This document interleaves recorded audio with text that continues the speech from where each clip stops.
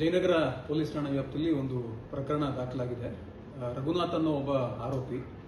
ಈತ ಮೂಲತಃ ಮೈಸೂರಿನವನಾಗಿರ್ತಾನೆ. ಇವರ ತಂದೆ ರಿಟೈರ್ಡ್ ತಹಸೀಲ್ದಾರ್ ಆಗಿರ್ತಾರೆ. ಸೊ ಇದೇ ಲಿಂಕ್ ಅನ್ನ ಇಟ್ಕೊಂಡು ಸಾಕಷ್ಟು ಜನ ಮಂತ್ರಿಗಳು ನನಗೆ ಗೊತ್ತಿದ್ದಾರೆ, ಪರಿಚಯಸ್ಥರಿದ್ದಾರೆ, ಬಹಳಷ್ಟು ಜನ MLAsಗಳು ನನಗೆ ಪರಿಚಯಸ್ಥರಿದ್ದಾರೆ ಅಂತಂದು ಹೇಳಿ ಯಾರ್ದಾರು ಟ್ರಾನ್ಸ್ಫರ್ಸ್ ಮಾಡ್ಕೊಡ್ಬೇಕು ಅಥವಾ ಪೋಸ್ಟಿಂಗ್ಸ್ ಮಾಡಿಸ್ಕೊಡ್ಬೇಕು ಅಂತಂದು ಹೇಳಿ ಸಾಕಷ್ಟು ಮೋಸ ಮಾಡಿರ್ತಾನೆ. ನಮ್ಮ ಶಿವಮೊಗ್ಗ ಜಿಲ್ಲಾ ಮಂತ್ರಿಗಳಾಗಿರ್ತಕ್ಕಂಥ ಶ್ರೀ ಮಧು ಬಂಗಾರಪ್ಪನವರ PA ಅಂತಂದು ಹೇಳ್ಕೊಂಡು ಒಂದು 3-4 ಜನಕ್ಕೆ ಮೋಸ ಮಾಡಿರ್ತಾನೆ.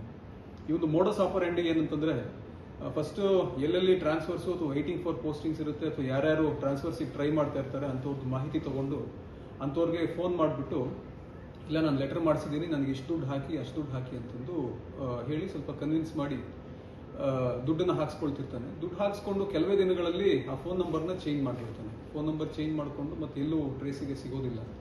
ಬೆಂಗಳೂರಿನಲ್ಲೇನೆ ವಾಸವಾಗಿರ್ತಾನೆ ಅವನು. ಬೆಂಗಳೂರಿನಲ್ಲೇನೆ ಮೇಯ್ನ್ ಸೆಂಟ್ರಲ್ ಬೆಂಗಳೂರು ಏನಿದೆ ಆ ಭಾಗದಲ್ಲೇನೆ ತಿರುಗಾಡಿಕೊಂಡು ಓಡಾಡಿಕೊಂಡು ನನಗೆ ಅವ್ರು ಗೊತ್ತು ಇವ್ರು ಗೊತ್ತು ಅಂತ ಹೇಳ್ಕೊಂಡು ಇವನ ವಿರುದ್ಧ ಈಗಾಗಲೇ 5 ಪ್ರಕರಣಗಳು ಕೂಡ ದಾಖಲಾಗಿದ್ದಾವೆ.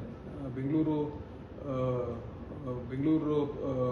ನಗರದಲ್ಲಿ 4 ಪ್ರಕರಣ ಆಗಿದ್ದಾವೆ. ಅದಾದ್ಮೇಲೆ ಶಿರ್ಸಿನಲ್ಲಿ 1 ಪ್ರಕರಣ ಆಗಿದೆ. ನಿನ್ನೆ ಜಯನಗರ ಪೊಲೀಸ್ ಠಾಣಾ ವ್ಯಾಪ್ತಿನಲ್ಲೂ ಕೂಡ 1 ಪ್ರಕರಣ ದಾಖಲಾಗಿದೆ. ಅವನ್ನ ಈಗಾಗಲೇ ವಶಕ್ಕೆ ಪಡ್ಕೊಂಡಿದ್ವಿ. ವಶಕ್ಕೆ ಪಡ್ಕೊಂಡು ಅವನಿಗೇನು ಮುಂದಿನ ಪ್ರೊಸೀಜರ್ಸ್ ಜುಡಿಷಿಯಲ್ ಕಸ್ಟಡಿ ಮಾಡಿಸ್ಬೇಕು ಅದನ್ನು ಕೂಡ ನಮ್ಮ ಇಲಾಖೆಯಿಂದ ಮಾಡಿಸ್ತಾ ಇದ್ದೀವಿ.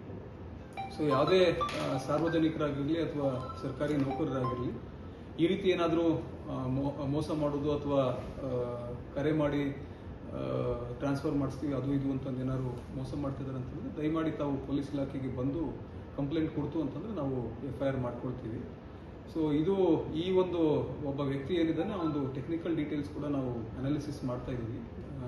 ಬೇರೆ ಯಾರಿಗಾದ್ರೂ ಇದೇ ಥರ ಅಂದರೆ ನಮ್ಮ ಗಮನಕ್ಕೆ ಬರ್ದೇನೆ ಇನ್ನೂ ಸಾಕಷ್ಟು ಜನಕ್ಕೆ ಏನಾದರೂ ಮಾಡಿದಾನ ಮೋಸನ, ಬೆಂಗಳೂರಿನಲ್ಲಿ ಏನಾದ್ರು ಯಾರಿಗಾರು ಕಾಂಟ್ಯಾಕ್ಟ್ ಮಾಡಿದಾನ ಏನು ಎತ್ತ ಅಂತ ಟೆಕ್ನಿಕಲ್ ಡೀಟೇಲ್ಸ್ ಕೂಡ ನಾವು ಕಲೆಕ್ಟ್ ಮಾಡ್ಕೊತಾ ಇದ್ದೀವಿ. ಮುಂದಿನ ಕ್ರಮನ ನಾವು ಜರುಗಿಸ್ತಾ ಇದ್ದೀವಿ.